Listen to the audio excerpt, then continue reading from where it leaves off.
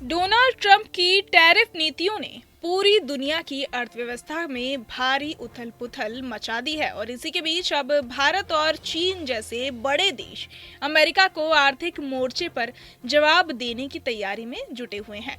हाल ही में हुए एससीओ शिखर सम्मेलन के दौरान प्रधानमंत्री नरेंद्र मोदी रूस के राष्ट्रपति पुतिन और चीन के राष्ट्रपति शी जिनपिंग के साथ दिखाई दिए, जहां कई अहम मुद्दों पर चर्चा हुई और डॉलर पर निर्भरता कम करने के लिए नया पेमेंट सिस्टम बनाने की दिशा में काम करने की बात सामने आई।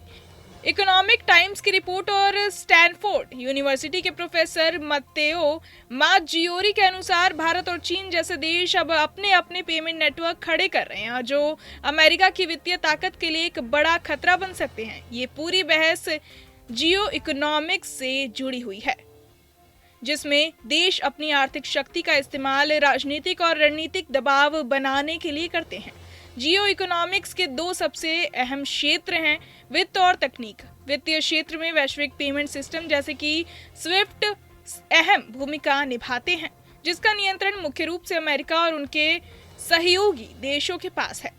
उसी सिस्टम से दुनिया भर में पैसों का लेन देन होता है, लेकिन अब भारत और चीन इसे चुनौती देने की तैयारी में है। भारत ने हाल के वर्षों में एक मजबूत इलेक्ट्रॉनिक पेमेंट सिस्टम खड़ा किया है, जो इतना सफल साबित हुआ है कि पड़ोसी देश भी इसे अपनाने पर विचार कर रहे हैं। अगर कोई देश पश्चिमी सिस्टम से कट जाता है तो भारत का ये विकल्प उसके लिए बेहद उपयोगी साबित हो सकता है।